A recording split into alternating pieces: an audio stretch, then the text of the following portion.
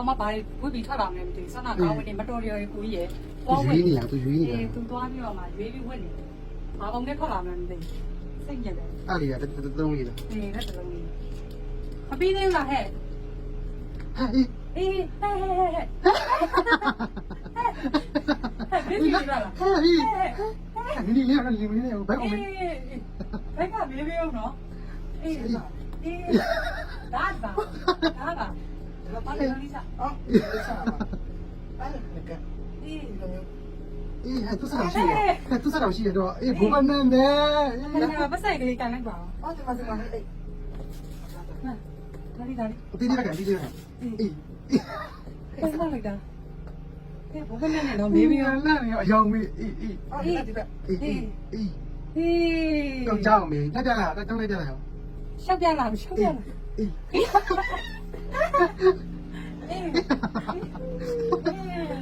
ရှာတော့တယ်နော် လာလက်စကြမယ်ဒီလာလက်ခက် ကျူးစရာကြီးရယ် လာကြလာတယ် ဟဲ့မကြည့်အောင် နေဝင်မှာငါဝချင်သွားတယ်အေး အေးဟဲ့ဒီမှာကြည့်အောင်မဂတ်စီ ည အေး ခါလေးတိမ်သွားနော် ချားလေးတော့ အဲ့ပင်ကိုတိုင်လာစမ်းခါစီရတင်ရှိတယ် အေးရေလည်းရှိတယ်ကြည့်တော့ ရှိတယ်မိမမိုင်မဟုတ်တာဦးတိုင်းပဲပါ ယောက်ျားပဲမရှိတာအေး ကြည့်အောင် အခုတပိုင်းကျွေးရတဲ့ကလားဟဲ့လိုက်တာဝဲတယ်နော်အေး မော်နေပါကြီးအေးဒီလိုလေးစောင့်တာလေပို့တာ နေနေလေးအိမ်မှာ အေးနီးလေးဟုတ်တယ် ဟွာနဲ့သွားတူအမွေစိန်နဲ့အမွေအေး အေး ဟဲ့ဘာလဲတူနေလဲ စားရတကယ်သားရင်း လာကြည့်အောင်ဟောလိုက်တာ ဟုတ်ကဒီအိန္ဒိယနိကနကိုဒီပိုးလေးရဆိုရဲကွာဒါနော်တော့ဟဲ့တကယ်သားတကယ် အိတ်ကဗလားအိတ်က3500 190 အိတ်ကဗလား3500 ပေါင်190 တင်းလေးပြပေးပါအောင်တင်းလေးအေး ဟိုးလုံးနေရတယ် ဒီလက်ဒီလက်ခွဲ အေး အေးဖက်ရှင်ရနော်မေးမေးရောအိတ်က3500ငကက်က3000ပြီးအင်ကြီးက4000နဲ့3000ဝက်တော့ပါ အများကြီးပဲနော် နောက်ပွဲတက်လိုက်ရပြီနော် အေးကြည့်အောင်ရပါပြီအဲ့လောက်တော့ပါလေနော်ရပြီသွားတော့သွားတော့အားလုံးပဲမင်္ဂလာပါရှင်အခုရှီတို့တနေရာထဲမှာပေါ့နော် main plate accessory နဲ့ပတ်သက်တဲ့အင်ကြီးအဝတ်စားတွေအိတ်တွေဖက်နက်တွေပေါ့နော်ပြီးတော့လို့ရှိရင်ငကက်လှလှလေးတွေတနေရာထဲမှာအစုံလင်ရမယ့်နေရာလေးကိုရောက်နေပါတယ်အဲ့နေရာလေးရဲ့လိပ်စာလေးကတော့တာမွေ158လမ်းအမှတ်109အိမ်မှာပဲဖြစ်ပါတယ်ရှင်အဲ့တော့အထဲထဲမှာဘလူပစ္စည်းလေးတွေဘလူ item လေးတွေရနိုင်လဲဘလူဈေးချိုချိုလေးနဲ့ရနိုင်လဲဆိုတာတစ်ချက်လောက်လိုက်ကြည့်ပေးပါအောင်နော် ဆိုင်တမဲကတော့မေဂလို ဘ သင်း လို့သင်းပါပဲဖြစ်ပါတယ်ရှင်အဲ့တော့ရှင်တို့တငယ်ချင်းများနဲ့အတူတူအထဲထဲမှာပစ္စည်းလေးတွေလိုက်ကြည့်ပေးပါအောင်နော်ဟဲ့ပဲ ဟုတ်တယ်အဲ့လေအရန် ပစ္စ လာ ည်းမရှိလူရလားဆိုဝစ်လို့ သူကအစောဝင်လို့ရပါပြီသား အေး သူကဘယ်လိုပြောဆိုပွဲတက်တဲ့ dress တွေတကယ်ချင်း ဒါချွတ်လိုက်တဲ့တငယ်ချင်းတွေကဒါလေးပစ္စည်းမရှိလူရသားလဲဝင့်ရင်ထဲနေရောမကြည့်ထဲနေရော ခုတော့မှဖော်ထည့်လာဖော်ထည့်လာငွေပေါ့ ဒီမှာကြည့် ဘလို့အင်ဂျီကိုဘလို့ဖို့လဲဆိုတာဟဲ့ဆွဲရမရှိရမှာလေပင့်ပေါ်လေးကိုပင့်ပြီးတော့ဆွဲရဒါတော့ဒီလောက်ပဲရတာရလိုက်တယ်ဒါကြတော့ဟိုပွဲတက်ပေါ့နော် အေးမကြည့်ရော ဒါကြတော့ဈေးဘလားလားရှိတယ်မှာ သူက4000ပဲဘယ်ဟာယူအကောင်လုံး 4000နဲ့ ရန်တန် ဟဲ့ 4000ပေါင်းလား ဟဲ့တန်လိုက်တာတော့ ရန်တန် ပေါင်းမှန်ဆိုရင်တော့မှ9000တောင်းပေးရတယ် လိုက်တာဝင်တော်တော်လာမှနေနဲ့ အေး နော် ဟမ် အဲ့ဒါကြည့်ရောဟဲ့ဒါဆို2900ပဲရှင်တငယ်ချင်းတွေမရှိရင် 2900နဲ့ screenshot ရိုက်ယူ တောင်းခေါအောင်တက်ခဲ့တန်လေရောတိုက်တာဟဲ့ကြည့်ပါဦးနတ်လေးနဲ့ပန်းရဖြစ်တော်လေးတော့ပါ ဒါလေအမအလူလောက်တာလားဒီအောင် ဒီ ချမ်းသာလို့ဈေးရောက်တာချမ်းသာလို့ဈေးရောက်တာမဟုတ် ဆက်ရှိမမသူက သူအလူလောက်တာ လူနေရ သူ့နေတာဒါ4000ကျော်ပဲတင်လာခြင်းဒါ2900 အပြင်မှာလည်းတအားလာနော်ဒီမှာကြည့် ရှမ်းလာပွဲထည့်နော် ပွဲထဲတယ် ဝဲထည့်တယ်ဒါလေးဟုတ်တယ် ဟိုးလာလိုက်တာ အကောင်လုံးပြတယ်ဟဲ့ကမယူ အေးအေးအေးအေး ဒီမှာကြည့် အေးဒီဘက်နဲ့တော်လာပဲငောင်းထိတ်တယ် ပိုင်ရှင် ဟာနော်ပွဲတဲ့ line လေးဒီဘက် line လေးတွေရော ကဲဒီဘက် line လေးပြမလားလာမလားကင်မရာမန်လား မကြည့်အောင်ဒီဟာလေးဆိုလဲချစ်စရာသူအောင်တစ်ခါရဲပါပြီးသား အော်ဒီလှနေရော ကာဝန်လေးတွေဘလို့တွေလှနေဘလို့တွေချစ်စရာကောင်းတယ် အများကြီးရမ်းလာ အေးတားငယ်နေ ပေါင်းလေးနဲ့လေ အေးစင်ဒီဆောင်လေး စင်ဒီဆောင်မယ်နော် အဲ့ရွှေကန်နာလေးဘယ်လောက်လဲ 14,500ပဲရှိတယ်မကြည့်အောင် တောင်းကြော်ဝန်း အုံဘူးပဲပေးလိုက်တော့ တောင်းကြော်ဝန်းကျင်နဲ့လေ ပေးလိုက်တာ ကြည့်အောင်1000ကျော်တွေပဲရှိတယ်ဒါလေးတွေက ကာဝန်လေး ဒါဆိုလဲ အ 14,500 များကြီးပဲကာဝန်လေးတွေချစ်စရာလေး ကြည့်အောင် နော် ပေးရစင်းနဲ့တန်တော့ ဆန်နေ အဲ့လှလိုက်တာချစ်စရာ ဒါ လေး လဲ14,500အုံပါပြီနော် အေး ဒီမှာဒါအနောက်ခွဲလေးတွေဒီမှာနေ ဟဲ့လှလိုက်တာ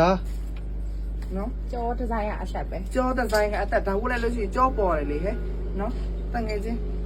ရောငါနောက်မှာလေ ငါဒါတွေခုချင်းစီနေမှာ အေး ပြခိုင်းလိုက်မှ ဆိုစီ1,500ပဲရှိတယ် တောင်းကောင်ပြေပေါ့ အယောင်တွေအများကြီးပဲ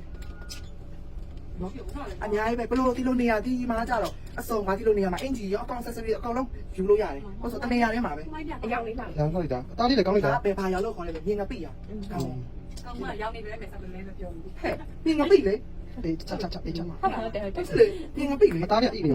ခါကြရင်ဒီကောင်မဘောင်းဟွာရအောင်လဲအစိမ်းအောင်လုပ်လို့ ဒါဆိုလို့ရှိရင် strawberry တီးလေးနဲ့ အေး story time မမ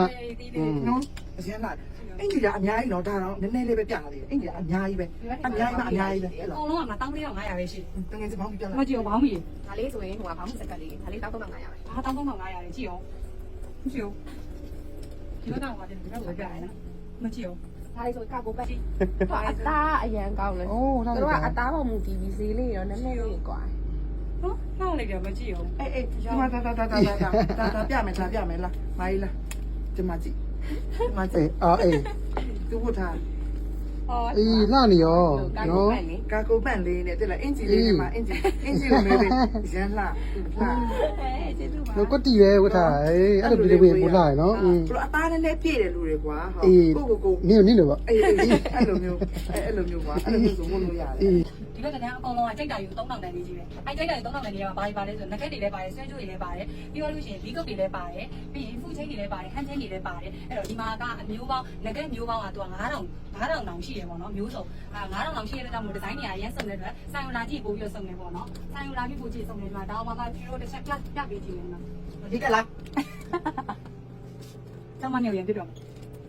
ငကတ်တယ်ဆိုလို့ရှိရင်လေအနည်းအဝေးဆိုချင်းမပေါ်မှာကြလို့ဘလို့လဲလက်ထနေလဲဆိုတာမေးပေး3,000နော်အများကြီးပဲသူ့ရဲ့ quality ကိုပြရနော်အနည်းက မဟုတ်ပဲ မကြည့်ရွှေရောင်လေးတွေနဲ့ကုတ်ထားတွေ့လားဒါကိုလည်းလို့ရှိရင်ဘလို့တွေထိပြီးဘလို့တွေ ငွေထဲမှာပေါ့နော် ငကွင်းထဲမှာပေါ့ ဒါငွေထဲ အများကြီးနော်မျိုးပေါင်း9,000ကျော်ရှိရင်နော်ဒါနည်းနည်းလေးပဲဒါအနည်းက basic quality ကိုပြရအများကြီးပဲတန်းတော့တောင်းတာပဲ တောင်းဝဲကြော်ဝိုင်းဆိုပြီး VIP တက်လေးရမယ်နော် ဟုတ်လားမိုင်း ဟုတ်တယ် 1000ဝဲဖို့ပြင် VIP တစ်စိတ်ကောင်းလေးတစ်ခုရမှာအဲ့လိုပြောရလို့ရှိရင်9ခွက်ပြေးသွားရင်9,000ပြန်ပြီး cashback လုပ်ပြီး10ခွက်ပြေးသွားရင်1000ပြန်ပြီး cashback လုပ်လို့လည်းပေးအောင်ပါအဲ့ဒါဆိုရင်ဒီလက်ကတည်းကတော့တစ်ခု3,000ပဲ အေးနင်းပြောသွားပြီဘာကပြောသွား ဟာမိုက်တာဗော အေး ပတ်စ ပြော ံလည်းထုတ်ချင်လည်းရတယ် ပစ္စည်းပြန်လို့ချင်လည်းရတယ်ဟဲ့တောင်းလိုက်တာ ဝယ်နဲ့ပြန်ချော့ချင်တယ်ဆိုလည်းရတယ်fancy ပေါ့ဒီမှာဆိုင်လုံးမှာရှိတဲ့ fancy 1000ခွဲဖို့ပြရတယ်ရ fancy တောင်းခွဲဖို့ပြလို့ရှိရင်ဒီဇိုင်းကလေးတစ်ခုရမယ်ဘတ်ဆိုပြီးတော့ အေးဘာသက်တမ်းကြီး ငါးခုပြည့် အဲ့ဒီဇိုင်း9ခုပြင်9,000 10ခုပြည့် 10ခုပြင်တတာ အရန်တန်တယ်အဲ့တော့ဒီ3000နဲ့ဝယ်ထားတဲ့ဟာကြီးကအဲ့လိုတွက်လိုက်ရင်အဲ့လောက်ကိုကြာ မကြောက်ဟဲ့တစ်ခုမှ1,500ပဲကြာ အေး အဲ့လောက်ပဲကြာတော့ မကြည့်အောင်ကိုကြီး accessory တွေကကြတော့လေသူကတိုက်တာယူ3000အင်ကြီးဝတ်စားရဆိုလို့ရှိရင်လည်း1000ကျော်လေးတွေနဲ့ထမလေးတွေ dress လေးတွေရမယ်ပြီးတော့လို့ရှိရင်ပွဲတော်ဝတ်စုံလေးဆိုလို့ရှိရင်အကုန်လုံးက4,000ပေါင်ဝန်းကျင်နဲ့ရမယ်နော်ပတ်စံတွေဆိုလို့ရှိရင်လည်းဟိုအကုန်လုံးကဈေးအရင်မကြည့်ဘူး4,000အောက်တည်းကြီးပဲပေါ့နော် brand မသိလို့ quality ကောင်းကောင်းနဲ့ quality ကောင်းကောင်းနဲ့အစစ်တမ်းရှိကိုင်းနေဆိုချင်တော့ ပေါ့နော်အဲ့ဒါကြောင့်မလို့ဒီဆိုင်မှာအစုံရပါတယ်ဟိုကွာပေးရတဲ့ဈေးနဲ့ရတဲ့ quality ကတော့100%စိတ်ချရတယ်နှားလင်းလာတယ်အင်ကြီးလေးဆိုရင်အကုန်လုံးကချစ်ဖို့ကောင်းတယ်ငကက်ကလေးဆိုလို့ရှိရင်လည်းအကုန်လုံးကဒီဇိုင်းလေးတွေဆက်ဆန်းလေးတွေရွေးပြတဲ့အတွက်ကြောင့်မလို့ဆိုင်မှာလာပြီးတော့ရွေးချယ်ပြီးတော့ဝယ်လို့ရပါတယ်လို့ ဒီကက်ကကြတော့ဒီကဒါပေါ့နော်ဒီ accessory တွေဝယ်လို့ရှိရင်1000ခွဲဖို့ပြလို့ရှိရင်တစ်ခွက်1000ခွဲဖို့ပြလို့ရှိရင်မဟုတ်ပါဘူး1000ဆိုလို့ရှိရင်10ရန်ဆိုလို့ရှိရင် 900ဆိုလို့ရှိရင်1000ခွဲမ1000ခွဲ1000ရန်ဆိုလို့1000ရန်မှ3000 ဟာတွက်ပြမယ်ပါနဲ့1000ခွဲတော့ဆိုပြီးနေတဲ့ကိစ္စ အေးချအေးချ ဟာရှင်းကြ 1000ခွဲဆိုတ ဒီ ကယ် ကလည်းလည်းလုံးတရားမှမပါဘူး1000ခွဲတစ်ခွက်1000ခွဲတစ်ခွက်9ခွက်ဆိုရင်9000ရမယ်10ခွက်ဆို1000ရမယ်အဲ့ဒါငွေသားလည်းပြန်ထုတ်လို့ရတယ်ပစ္စည်းဒီကနေပြန်ပြီးလက်ဆောင်ပြန်ယူမယ်ဆိုလဲရတယ်အဝတ်စားတွေကိုယူရင်းနဲ့ဈေးလျှော့ပေးဆိုလဲရတယ်ပြီးနေတဲ့ကိစ္စ နင်ပြောလိုက်ပါလားစတယ်လား ဆန်ကနော်ဈေးလက်တန်နဲ့စားဖြစ်လဲကောင်းတယ်နော် ပါမ ဆိုင်ကမှလည်းချစ်စရာလေ အေး အမဲလေးနဲ့ဘယ်သွားလဲမသိဘူး အေး စင်းရင် ကဲအဲ့ဆိုရင်ဒီဆိုင်လေးကို ကဲကြောင့်မို့လို့ဒီဆိုင်လေးကိုလာခဲ့ဖို့အတွက်ဖိတ်ခေါ်ပါ ပါတယ်တကယ်လည်းဈေးတန်ပါတယ် ကျေးဇူးပါ ကျေးဇူးပါ